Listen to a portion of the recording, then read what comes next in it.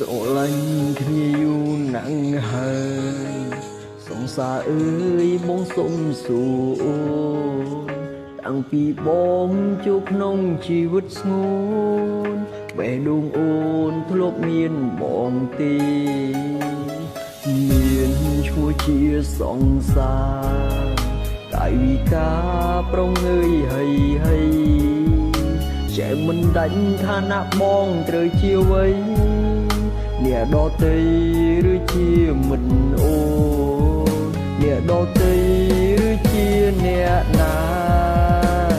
អូនព្រមគិនទេថារូបបងគឺជាសង្សារបងសំខាន់ប៉ុណ្ណាក្នុងបេះដូងអូនធ្លាប់គិនទេធ្លាប់គិតទេខ្លាចបាត់បងសុំសួរត្រង់ឆ្លើយមកបើអូនធ្លាប់គិនទេធ្លាប់គិតទេថាស្មោះតែបងមិនលួចបន់ក្រោយខ្នងទាក់ទងគេបងក៏មិនចង់អបមនុស្សដែលមិនស្រឡាញ់ទេកុំអោយខាត់ពេលបែកគ្នាទៅ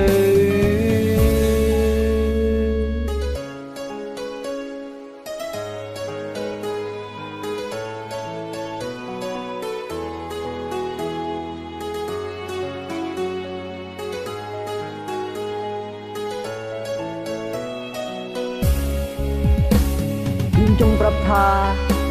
ខ្ញុំឈឺចិត្តខ្លាំងណាស់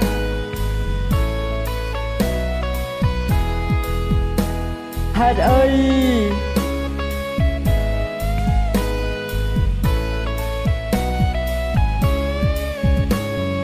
មានឈ្មោះជាសង្សារ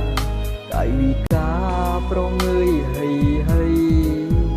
ចែកមិនដាច់ឋានៈបងត្រូវជាអ្វីអ្នកដតីឬជាមិនអូអ្នកដតីឬជាអ្នកណា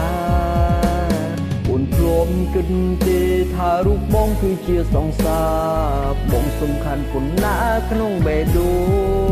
ងអូនធ្លាប់គិតទេធ្លាប់គិតទេខ្លាចបាត់បង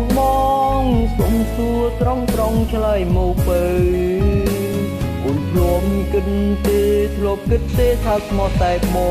ងមិនលួចបន់ក្រោយខ្នងទាក់ទងគេ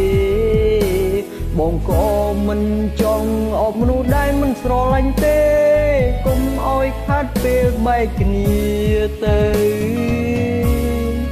អូនធ្លាប់គិតទេថារូបបងគឺជាសង្សារបងសំខាន់ប៉ុណ្ណាក្នុងបេះដូងអូនធ្លាប់គិតទេធ្លាប់គិតទេខ្លាចបាត់បងសុំសួរត្រង់ឆ្លើយមកបើអូនធ្លាប់គិតទេធ្លាប់គិតទេថាស្មោះតែបងមិនលួចបន់ក្រោយខ្នងទាក់ទងគេបងក៏មិនចង់អបមនុស្សដែលមិនស្រឡាញ់ទេកុំអោយខាត់ពេលបែកគ្នាទៅកុំអោយខាត់ពេល